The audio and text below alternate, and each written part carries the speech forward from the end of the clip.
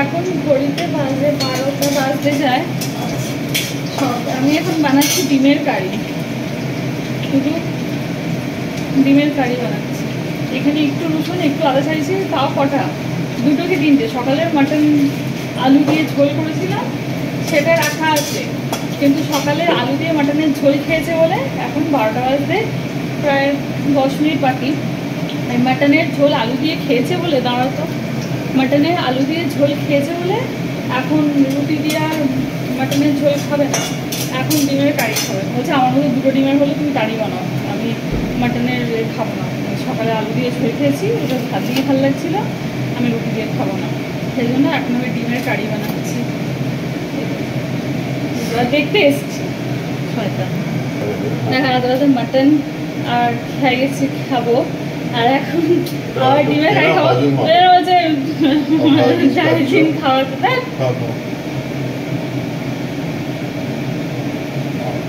Ready হয়ে যাবে বাকি ছাড়া না গো, আমাকে মাটনটা দিয়ে খেতে হবে, আরও ডিমের কারি দিয়ে খাবে বললো।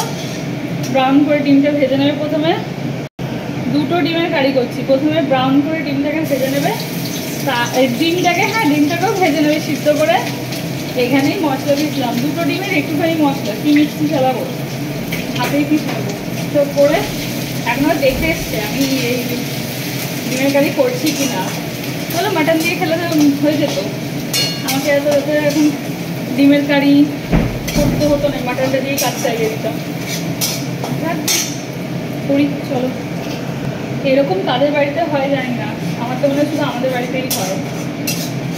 সত্যি কথা, চিনি দেবে যদি, মানে যার যা পরিমাণ, মানে যে যখন মিষ্টি খাবে, আমার খেতে এই রান্নাটা আমাকে আবার চিনি দিতে হয়। হ্যাঁ গো, চিনি, লবণ, আন্দাজ মতো সব দিয়ে ধনে জিরে মশলা দিয়ে ভালো করে কষে নেবে। এই যে আমি এখানে যদি 2টো ডিমের করছি, অনেক না, 1টা 2টো, এটা শুধু আমার বড়ের জন্য 2টো ডিম, আমি তো মাটনটা দিয়েই খাবো না। আর সবাই মিলে যখন ছেঁচামি শুরু করি, আমার পক্ষেই সম্ভব না। এবার ভাবলে আমি মাটনটা যদি আজকে ফ্রিজে তুলে রাখি না, তারপর আর সেটা কালকে খাওয়াটা ঠিক দেখায় না গো।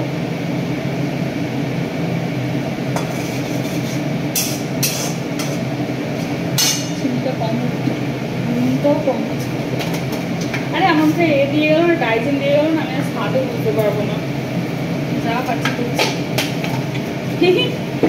ডিমের ভুজিয়া করে দিলে ভালো হতো, বলছে না আমি তো ডিমের ভুজিয়াই করবো বলেছিলাম প্রথমে, অনেকটা রাত হয়ে গেছে, পেঁয়াজ কাঁচা লঙ্কা টমেটো সব কিছু দিয়ে ডিমের ভুজিয়া করে দিই।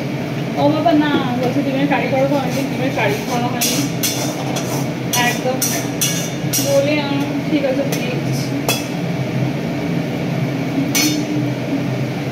ঠিক আছে আমি চাই করে দেবো, টাইট টেস্ট হয়ে যাবে। কেমন চলো,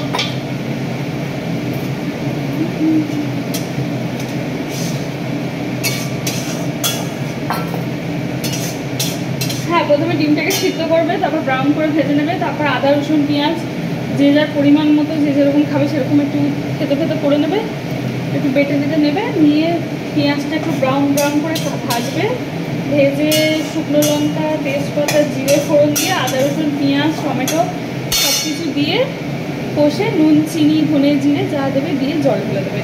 তারপর বেশি জল দেবে না, তাহলে ঝোল হয়ে যাবে, ঝোল করবে না, একটু শুকনো শুকনো মাখা মাখা করবে, মানে তেল খুব ভালো লাগবে খেতে, রুটি দিয়ে বেশ কালারটাও ভালো লাগবে, খেতেও ভালো লাগবে। চলো আমার হয়ে গেছে ডিমের কারি, দেখবা ডিমের কারি দেখে না, দেখতে খুব ভালোই লাগবে, অল্প করেই করেছি ওর মতো 2টো।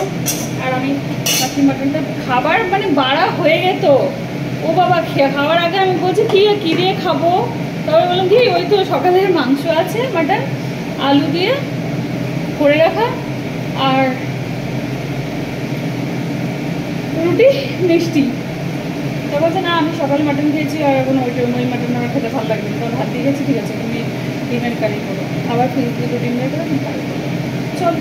চলো বানাই না ভাই, ঠিক আছে দেখছি ডিমের কারিটা দেখে তোমাদের দাও।